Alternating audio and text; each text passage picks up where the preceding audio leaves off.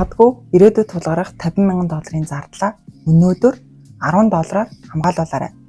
Гадаад аялж авах хугацаанд ачаа дээшээ алдах, нислэг хойшлогдох тохиолдлууд нилээдгүй гардаг. Аялагч маань ачаа дээшээ алдаад 6 цагаас дээш хугацаа өнгөрсөн тохиолдолд даатгалаас анхан шатны хэрэгцээнд зориулаад $100-150 хөтөлбөрийг олгодог.